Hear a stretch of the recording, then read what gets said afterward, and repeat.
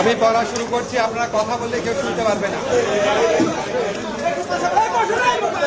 আমি কথা বলা শুরু করছি, আপনারা যদি কথা বলেন আমি কিন্তু দুইবার বলবো না।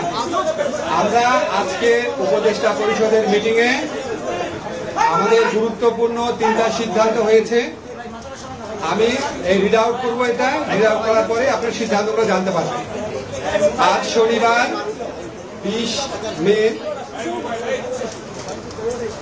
2000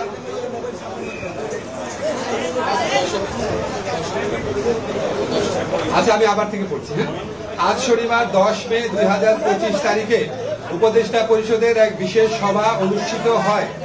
সভায় আন্তর্জাতিক অপরাধ ট্রাইব্যুনাল আইনের সংশোধনী অনুমোদিত হয়েছে।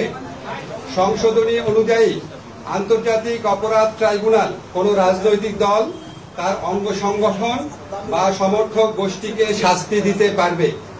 উপদেষ্টা পরিষদের বৈঠকে আন্তর্জাতিক অপরাধ ট্রাইব্যুনালে বাংলাদেশের আওয়ামী লীগ ও তার নেতাদের বিচার কার্য সম্পন্ন না হওয়া পর্যন্ত দেশের নিরাপত্তা ও সার্বভৌমত্ব রক্ষা, জুলাই আন্দোলনের নেতাকর্মীদের নিরাপত্তা এবং আন্তর্জাতিক অপরাধ ট্রাইব্যুনালের বাদী ও সাক্ষীদের সুরক্ষার জন্য সন্ত্রাস বিরোধী আইনের অধীনে সাইবার স্পেস সহ আওয়ামী লীগের যাবতীয় কার্যক্রম নিষিদ্ধ করার সিদ্ধান্ত গ্রহণ করা হয়েছে।